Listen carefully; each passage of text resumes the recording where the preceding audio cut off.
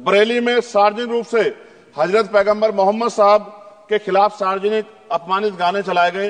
क्या सर मुसलमानों की धार्मिक आस्था का सम्मान नहीं होना चाहिए? उनका भी तो आजादी में योगदान है। और इनको अपराधियों किसका संरक्षण की खुलेआम इस तरह गाने बजा के अपमानित कर रहे हैं। संभल की हिंसा में सर 74 लोगों की गिरफ्तारी हुई है और वहां के मुस्लिम डर के साए में है। सरकार बेगुनाहों की गिरफ्तारी बंद करे तो मुसलमानों को, पिछड़ों को, आदिवासियों को निकाल देगी। तो सर ये संभव नहीं। इतनी बड़ी आबादी है, हम अम्बेडकरवादी लोग उनके पक्ष में खड़े हैं क्योंकि हमने शपथ ली है कि हम हर व्यक्ति का संरक्षण करेंगे। और मैं आपके माध्यम से सरकार को चेतावनी के तौर पर कहना चाहता हूं, सरकार अपनी इस आदत में सुधार करे वरना इसके परिणाम सड़कों में बहुत भारी होंगे। अगर मुसलमानों को, दलितों को आप लोग निकालने के बारे में सोचोगे और उनकी धार्मिक आस्था का अपमान करोगे तो ये हम लोग किसी कीमत पे बर्दाश्त नहीं करेंगे। चंद्रशेखर जी। धन्यवाद सभापति जी। राष्ट्रपति जी के अभिभाषण पे मुझे आपने मेरी बात रखने का मौका दिया। मैं जातिगत जनगणना से शुरुआत करूंगा जिसकी देश को जरूरत है, क्योंकि जनगणना होगी तो आंकड़े आएंगे तो जो बजट दिया जा रहा है वो सही तरह से लोगों तक पहुंच पाएगा, उस बजट का लोगों को फायदा होगा। दूसरी बात, अयोध्या में 3 दिन तक पुलिस ने कार्रवाई नहीं की। इसका खामियाजा एक बेटी को अन्याय के रूप में उठाना पड़ा और मुख्यमंत्री जी यहां खड़े होकर राजनीतिक स्पीच में उस बेटी के अपमान का तमाशा बना रहे थे। ये बहुत दुखदाई है। साथ साथ कुंभ में जिनकी जान गई उनको मैं श्रद्धांजलि देता हूं और मुख्यमंत्री जी को आपके माध्यम से कहता हूं कि वो सूची दे दे तो मुआवजा सब लोगों तक पहुंच जाए। बहुत अच्छी बात है। एक आईना सर मुझे दिखाना है देश भर की सरकारों को। यही बागपत के एक बच्चे ने न्याय नहीं मिला सर, आत्महत्या कर ली पार्लियामेंट के सामने, जितेंद्र ने। परभनी में बाबा साहब अम्बेडकर की स्टैचू तोड़ी गई सर, वहां सोमनाथ सूर्यवंशी को पुलिस ने मार दिया सर। यहां पंजाब में सर, अमृतसर में बाबा साहब अम्बेडकर की प्रतिमा पे किस तरह का अपमान किया गया। गोरखपुर में 2 दलित बच्चों की हत्या हुई सर। सूरत में एक दलित बच्ची को फीस ना चुका कारण अपमानित किया गया, उसने सुसाइड कर लिया सर। झुंझुनू में राजस्थान में एक बच्चे की पिटाई की गई मटकी छूने पे सर दोबारा। कठुआ जम्मू में सर एक नाबालिग बच्ची का सामूहिक बलात्कार किया गया सर। साथ साथ सहारनपुर में भूमाफियाओं ने शमशान की भूमि को देवबंद में सर जबरन कब्जा करने की कोशिश की, गोलीबारी की सर। आजमगढ़ में सूरज की हत्या सर हो गई है और पुलिस बचाने काम करे अपराधियों को। सर SC ST को पहले जमीन मिलती थी पट्टों के रूप में, कई सरकार ने दी। उन जमीनों को पहले तो दबंगों ने कब्जा के रखा और अब उन जमीनों को सरकार भी छीन रही है सर। शहर में रहने वालों को SC ST को आवासीय पट्टे दिए जाने चाहिए। आजादी के 75 साल भी घर नहीं है, बाद भी SC ST के बच्चों को जो स्कॉलरशिप दी जाती थी, केंद्र और राज्य का आपसी विवाद है कि 60% आप दोगे, 40 हम देंगे। इस चक्कर में कई बार स्कॉलरशिप सब नहीं समय पहुंचती, मानसिक प्रताड़ना होती है, स्कूल परेशान करते हैं, कॉलेज। इसलिए मेरी राय है सर कि 0 बैलेंस पे उन बच्चों का एडमिशन कराया जाए। जब सरकार कुछ करना ही चाहती तो बच्चों को फायदा हो जाए।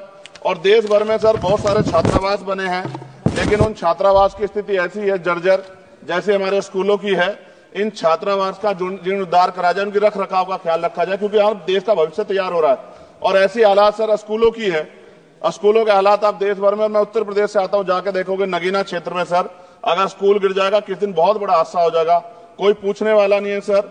बात OBC समुदाय की जाए सर, OBC समुदाय को वक्त आ गया है कि विधानसभा और लोकसभा में आरक्षण जो है सर मिलना चाहिए, जो उनकी पर्याप्त संख्या यहाँ लोकसभा में और सभी स्टेटों की विधानसभा में आ पाए, जो सामाजिक समानता की दिशा में जरूरी कदम है। OBC को भी SC ST की तरह सर प्रमोशन रिजर्वेशन मिले। OBC आरक्षण में जोड़ा गया सर असंवैधानिक है, क्रीमी लेयर उसको खत्म किया जाए। सरकारी स्वायत्त संस्थानों में भी सरकारी विभागों के समतुल्य पदों को चिन्हित किया जाए तथा उनकी समतुल्यता स्थापित की जाए, ताकि इन संस्थानों में कार्यरत OBC कर्मचारियों के बच्चों को भी आरक्षण का लाभ मिल जाए। सर पत्रकार सुरक्षित नहीं है। पत्रकार मुकेश चंद्राकर की सर भ्रष्टाचार के खिलाफ आवाज उठाने पर हत्या की गई सर। कौन पत्रकार ईमानदार से पत्रकारिता करेगा? किसानों को MSP की कोई लीगल गारंटी नहीं। एक बड़े किसान है दल्लेवाल जी, 69 दिन से सर जीवन और मौत के बीच आमरण अनशन पे है। क्या पता किसी दिन उनकी जान चल जाए, सरकार को संज्ञान लेना चाहिए। सर, माइनॉरिटी की बात करूंगा, धार्मिक आस्था की बात है, हम तो सभी का सम्मान करते हैं क्योंकि हमने शपथ ली है, हम संविधान को मानने वाले लोग हैं। लेकिन सर, बड़ौत में भगवान आदित्यनाथ निर्वाण लड्डू पर्व के दौरान दुर्घटना हुई, 8 लोगों की जान चली गई, श्रद्धालुओं की, 75 घायल है, सरकार ने संज्ञान नहीं लिया। अयोध्या की तरह उनको मुआवजा दे देते तो उनके मन में भी जो माइनॉरिटी है, पीड़ा जो है वो खत्म हो जाती। न्यायालय द्वारा पारित आदेश के बावजूद जैन समाज को जैन महातीर्थ गिरनार जूनागढ़ गुजरात पे पूजा करने रोका जाए, जो उनके मौलिक अधिकार का उल्लंघन है। सर, बरेली में सार्वजनिक रूप से हजरत पैगंबर मोहम्मद साहब के खिलाफ सार्वजनिक अपमानित गाने चलाए गए। क्या सर, मुसलमानों की धार्मिक आस्था का सम्मान नहीं होना चाहिए? उनका भी तो आजादी में योगदान है। और इनको अपराधियों किसका संरक्षण की खुलेआम इतने इस तरह गाने बजा के अपमानित कर रहे हैं। संभल की हिंसा में सर 74 लोगों की गिरफ्तारी हुई है और वहां के मुस्लिम डर के साए में है। सरकार बेगुनाहों की गिरफ्तारी बंद करे। महाराष्ट्र में सर चंद्रपुर जिला पड़ता है, मैं अभी गया था, तालुका चिमूर में ताडोबा फॉरेस्ट में संग्रामगिरी पहाड़ पर बौद्ध स्थल है सर, बहुत पुराना। वहां बौद्ध भिक्षु को सरकार बिजली नहीं देती, रास्ता नहीं देती और इतनी बुरी हालात में उनकी धार्मिक आस्था क्या है सर? तथागत बुद्ध की ज्ञान स्थली होने के कारण बोध गया में बौद्ध धर्म के अनुयायियों के लिए जो बहुत महत्वपूर्ण स्थल है सर, इस स्थल पर अवैध कब्जा हटवाकर बौद्ध धर्म के अनुयायियों को सौंपा जाए। उनमें बड़ी चिंता, देश विदेश से लोग आते हैं तो यहाँ हमारे देश की छवि भी खराब हो रही है। और अभी 12 फरवरी को सदगुरु रविदास जी महाराज की जयंती है और 14 अप्रैल को बाबा साहब अम्बेडकर की, 11 अप्रैल को राष्ट्रपिता ज्योतिबा फुले, इनको मानने वाले लोग नए कार्यक्रम करना चाहते हैं। अभी जिस विचार की सरकार है सर, वो तो कोई कार्यक्रम कर लें, लेकिन अगर ये कार्यक्रम करना चाहते हैं तो इनको कोई छूट नहीं है और नई परमिशन नहीं मिल रही। खत्म करूंगा सर, अंत में थोड़ा सा और रह गया सर, इसको खत्म करूंगा। लेकिन सर, मैं जानना चाहता हूं, क्या सरकारी पैसे पे एक ही धर्म का अधिकार है? दूसरे धर्म के धार्मिक आयोजनों पे अभी कुंभ में 7,500 करोड़ रुपए खर्च किया आपने। आप रविदास जयंती पे कितना खर्च करेंगे? आप 14 अप्रैल को डॉक्टर बाबा साहब अम्बेडकर जिनकी जय जयकार होती है, उन पे कितना खर्च करेंगे? और उनके विचारों को आगे बढ़ाने के लिए आप क्या सहयोग करेंगे? ये सवाल बहुत बड़ा है। और अंत में सर, मुझे आपसे आपके माध्यम से सरकारों को कहना है सर, क्या इस देश से दलितों, मुसलमानों, पिछड़ों, आदिवासियों को निकाल देना चाहती है सरकार? जिस तरह से उनके अधिकारों को, स्कॉलरशिप को, उनकी पढ़ाई को, हेल्थ सिस्टम में कोई पैसा नहीं खर्च हो रहा है, क्या उनको निकाल के इस देश को ऐसा देश बनाना चाहते हैं जहां कुछ ही धर्म के लोग रहेंगे? सर, मैं ये कहना चाहता हूं, देश सबका है और अगर सरकार ये तय करके बैठ गई कि वो दलितों, मुसलमानों को, पिछड़ों को, आदिवासियों को निकाल देगी, तो सर ये संभव नहीं।